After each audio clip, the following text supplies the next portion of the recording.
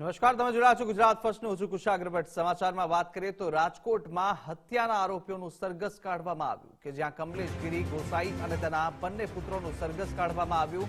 સુરજ ઠાકર નામના વ્યક્તિની હત્યા કરવામાં આવી હતી. નાણાંનું વ્યાજ સમયસર લેવા બાબતે બોલાચાલી થઈ હતી અને ગાંધીગ્રામ પોલીસે આરોપીઓનું સરઘસ કાઢ્યું હતું. રાજકોટના ગાંધીગ્રામની અંદર મોડી રાતના થયેલી હત્યાને લઈને જે આરોપીઓ પકડ્યા છે તેનું અત્યારે રિકન્સ્ટ્રક્શન પંચનામું કરવા માટે ગાંધીગ્રામ પોલીસ છે તે લાવવામાં આવી છે.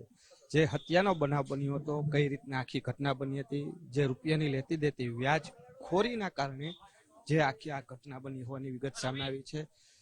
તેને લઈને જે આખી ઘટના બની છે, પ્રથમ જે મારામારી હતી ને ત્યારબાદ જે સામસામે મારામારીમાં પણ આરોપી ઇજાગ્રસ્ત થયા છે, તો સાથે જ જે હત્યા જે થઈ છે, જે તીક્ષ્ણ હથિયારના ઘા વડે હત્યા કરવામાં આવી હતી ને તેને લઈને જે પિતા પુત્ર છે તેની સહિત અન્ય જે લોકો છે તેની હાલ પૂછપરછ કરવામાં આવે છે. રિકન્સ્ટ્રક્શન પંચનામું છે તે કરવામાં આવી રહ્યું છે, કારણ કે જે રીતના આખી આ ઘટના બની હતી મોડી રાત્રિના, કઈ પ્રકારે આખી આ ઘટના બની હતી તેને લઈને હાલ પોલીસ દ્વારા છે તે તપાસ કરવામાં છે. પીઆઈ છે, ગાંધીગ્રામ પીઆઈ છે, તેના દ્વારા સમગ્ર મામલે પૂછપરછ કરવામાં છે. પંચનામું છે તે અત્યારે કરવામાં છે.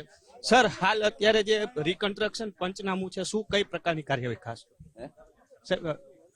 સર આરોપીઓને ખાસ અહીં લાવવામાં આવ્યા છે? તેને ફોન કર્યો, તને કોણ ફોન કર્યો? આણે મારા પપ્પાને ફોન કર્યો, પછી મને લાગી ગયું એટલે મારા પપ્પાએ આને ફોન કર્યો દવાખાને લઈ જવાનું. જે રીતના જે કોમ્યુનિકેશન જે થયું હતું કઈ રીતનું છે તેની પૂછપરછ કરી છે ને ખાસ જે રીતના વાત કરવામાં આવે, જે આરોપીઓ છે તેને ઘટના સ્થળે લાવવામાં આવ્યા છે. જે પંચનામું છે, રિકન્સ્ટ્રક્શન પંચનામું છે તે હાલ પોલીસ દ્વારા છે તે કરવામાં આવ્યું છે. કેમેરા પર્સન દેવજી રંગાડિયા સાથે રહીમ લાખાણી, ગુજરાત ફર્સ્ટ, રાજકોટ.